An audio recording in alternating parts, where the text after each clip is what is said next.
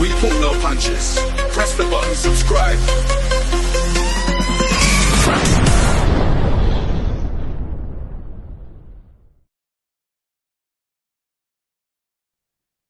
Fight fans, welcome, and I'm delighted to get on my channel for the first time. Boxing coach and manager, Billy Nelson. Billy, I hope you're well. Well, I'm all good, thanks. Thanks for taking the time to come on my channel as well. Do appreciate it. Saturday night, just gone in Sheffield. I was in attendance. You was also in attendance as well. For Arslanbek Makhmudov, who beat Dave Allen. What was your true, honest reflections on the fight? Well, I called it that Makhmudov would beat him. I mean, everybody had him down as being no very good because Ajit Kabayal stopped him with body shots. But with the fullest of respect, Dave Allen's no Ajit Kabayal. And this guy does punch quite hard, although he's very, very slow. He has, he's got a good punch on him, but he's very slow. Somebody with a top level fighter, which, openly Dave Allen has said that he's not, would stop him. You know what I mean? Let's be honest. I mean, Dave landed 3 or 4 times flush, and the guy was hurt visibly on each occasion, but Dave never quite had the energy levels to finish him off. Yeah, I do agree with you as well. And the one thing you can say is obviously Dave's chin is absolutely granite, isn't it? I mean, Makhmudov is a big puncher, as you say, and Dave did take them very well, even though he admitted he was hurt in the fight. I mean, the obvious talking points to come out of that fight was what's next for either man. First of all, Dave Allen, what's your opinion, Billy? Do you think he should chase British titles, or do you have any other opinion, like should he wrap it up or anything like that? Listen, that's a decision Dave Allen's got to make, but I think it's very, very clear now that his level is round about British title level. And any time he steps up, he seems to lose. So he's not a daft man. He's done okay at the game, and I wish him well because I have nothing bad against him. But simple fact is, he's not a world level fighter. Yeah, I agree, and obviously, like you say, he knows himself as well, so it's always good to get the honesty. The Makhmudov, numerous rumours of Anthony Joshua facing him next because of text exchange between the two of them. Matchroom have said there's no immediate plans to have Anthony Joshua in with Makhmudov yet. Do you think that could potentially be a fight we see next? And if it did happen, what would be your opinion? What would unfold? Anthony Joshua would knock him out within 2 rounds comfortably. I would be sorely disappointed if he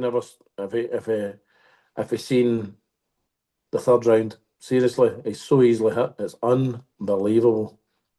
So, with your opinion of that, I mean, obviously you're a boxing coach. I'm just a big fan of the sport. My opinion is an Anthony Joshua onslaught Makhmudov would not be able to take, and I do question whether he is Makhmudov. Would you say he's top 15, top 20 in the world?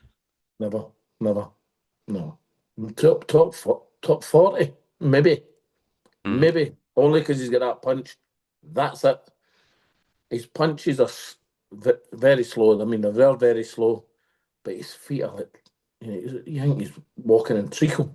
I mean, they're very, very slow. Somebody with fast hands and fast feet will absolutely annihilate him, which is already happened with somebody with fast feet and fast hands. So, Ajit Kabayel.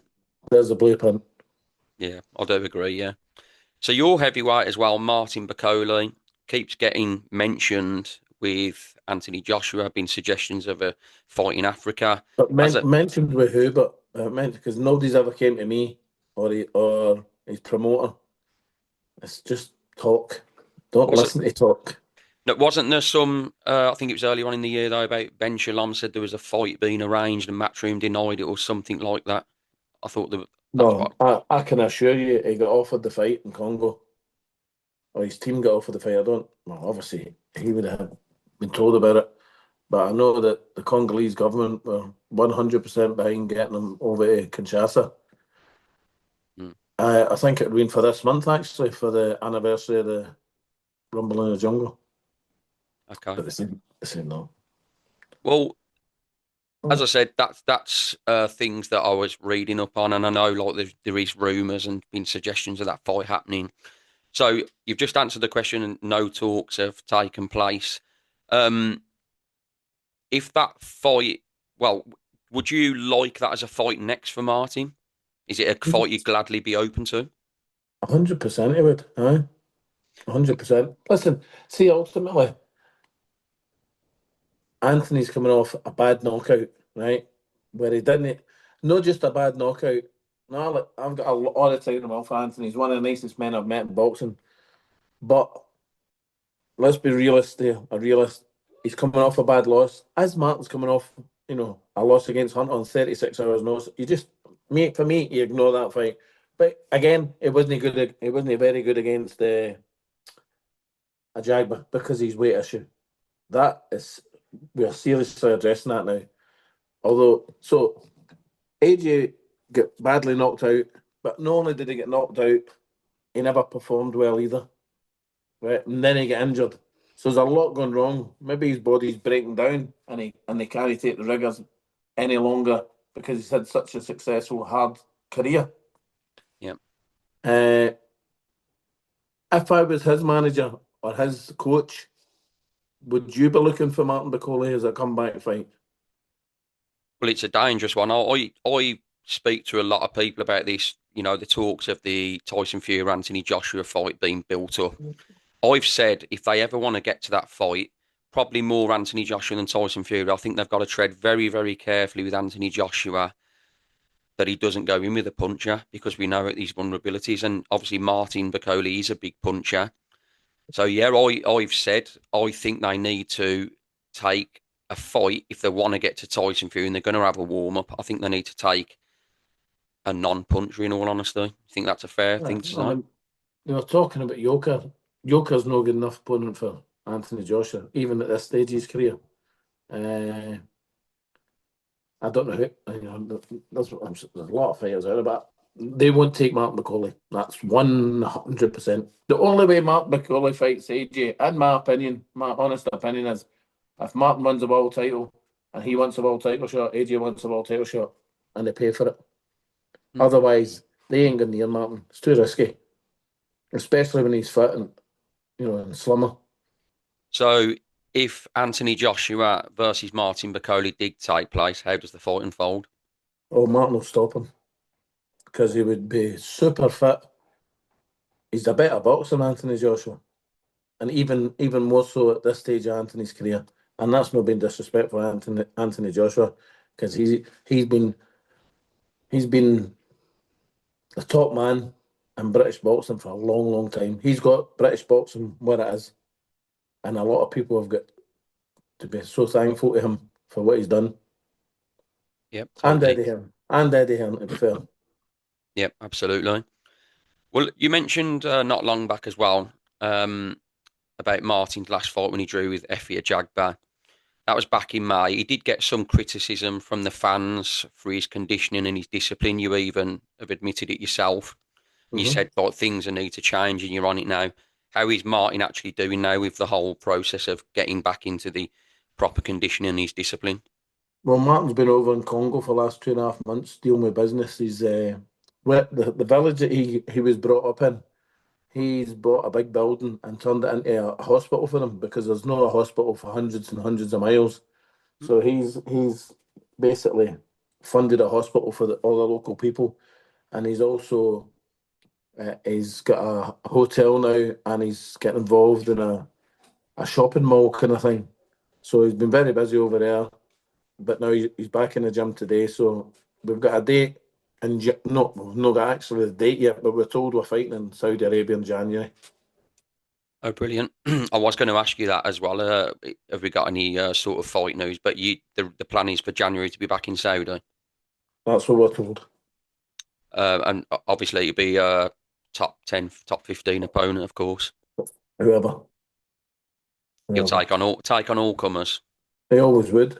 And who would fight Joe Parker in 36 hours notice? Well, yeah, but yeah, absolutely. I was going to bring that up. There's that point was proven with that, obviously. So it'd be interesting to see who is. I mean, I know you can't say too much, but is there any names that you can mention? There's not. No, we were actually asked to give 3 names of 3 people that we'd like, and we've done so.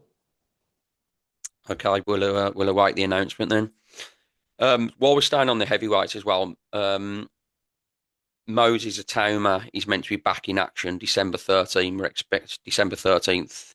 We're expecting some fight news soon.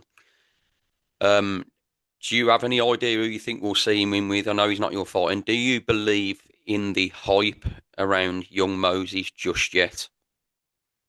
Excellent fighter, technique very good, shot selection excellent for such a young man. The only thing that's not been tested is his chin. And his that durability ball, as well, would you say, not going the rounds? well, with due respect, if it's in the genes, his brother struggled after 5 rounds, didn't he? Yeah, Carol Atoma, yeah.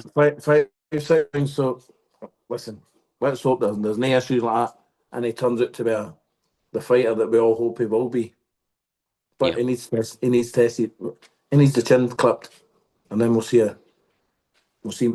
If he can take it back as well as give it. Yeah, totally agree. I mean, have you got any sort of ideas in the circuit who they could be talking about as an opponent or anything like that? Yeah. No. I don't care about any other boxers, to be perfectly honest with you. I only focus on mine. Okay, fair enough. Just a quick last question about while we're on the heavyweights as well. Daniel Dubois is linked up with your good mate Sam Jones. Sam, But he's obviously, not. He's not. He's not. Sam's not his manager. Sam's part of his team. Sam's not his manager. Sam's not a manager. Sam's an agent. okay, He's not. He's not a manager. He's not got a license to manage. okay, He's an agent. He represents. He's part of a team that represent Daniel. okay. Well, obviously the link up with Daniel Dubois. Then, did that move surprise you after some of the previous comments where Sam Jones has made about Daniel Dubois, etc.? Well, nothing surprises me in boxing. No, I agree. So There's more faces. There's more faces in boxing than Big Ben. yeah. And the reason why I mentioned, obviously, I always see the back and forth with you and Sam on Twitter. It's always good fun to see the back and forth. We'll now obviously get onto your IBF welterweight world champion, Lewis Crocker. How are things with him, and what are the next plans for Lewis to defend his title? Well, the plan is not to speak to Lewis for another 2 weeks because I was stuck with him for about 16 weeks. I'm only kidding. 16-week camp for Paddy.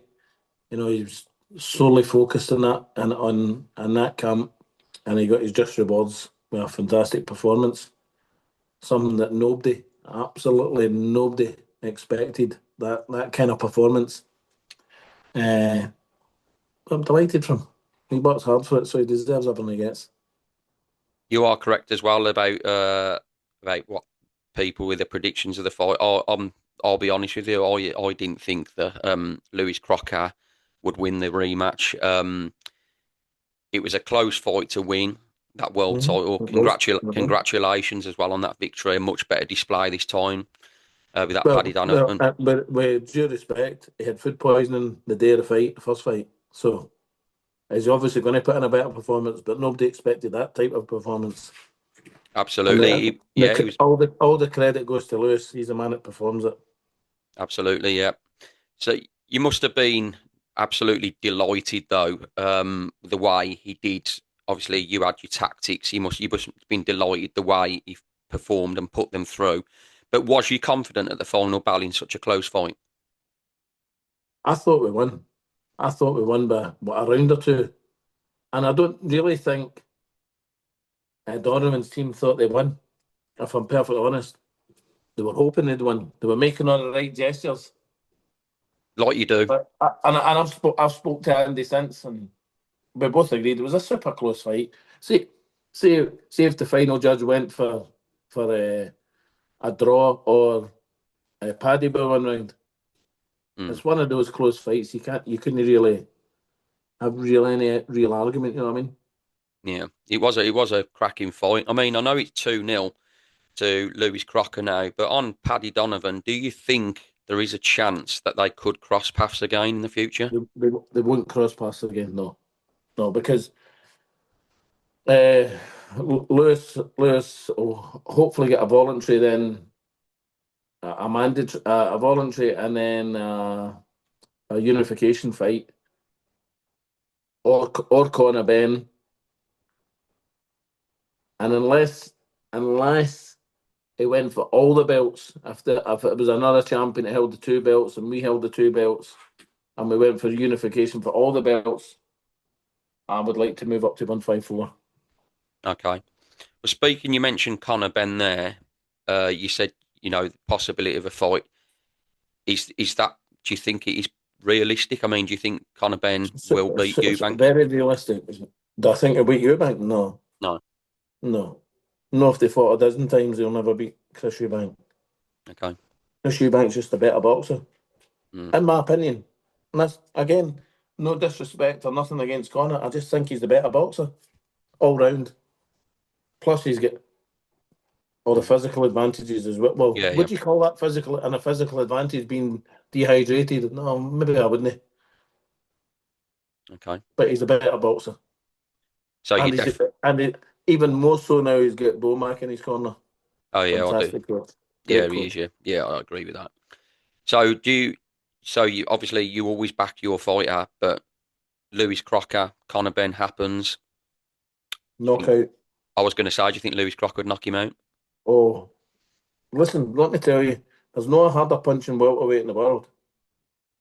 I've never held the pads for anybody, pound for pound, that punches remotely as hard as that boy. Really? Fucking, my hands on bits. So there's interesting times coming for two of your fighters there. Is there anything else you'd like to add in the interview as regards Martin, Lewis Crocker, any other fighters you've got coming up or anything like that? Well, I've got Richard Rakpur on Oh, yes. Conor Ben versus Eubank undercard against Tommy Welsh. Mm. That'll be good. That should be a decent fight. Yep. But after that fight, I'd like a top 15 or top 10 opponent for Richard. How is Richard doing as well? Training camp all going well? Very good. And a great stage as well I'm, to be on that undercard. I'm going out on the 26th of this month to Dubai along with him. After I've got a couple of fights here on the 25th, and then we're going to go out there for a couple of weeks, last 2 weeks sparring, and then come back and spend the last week in London. Then me and my wife are going on holiday then end of November, away for a nice break, a well-earned break. And then early December, we'll be straight back into camp for hopefully the last 6-7 weeks of Martin's fight and the beginning of Lewis's camp. Brilliant. Like I said, interesting times for you and your fighters, Billy, and I think that's the perfect time to conclude this interview. Billy, thanks for your time and all the best going forward, mate. Thank you. You're welcome. Take care. Cheers. Speak to you soon. Thank you. Cheers, Cheers, mate. man. Cheers.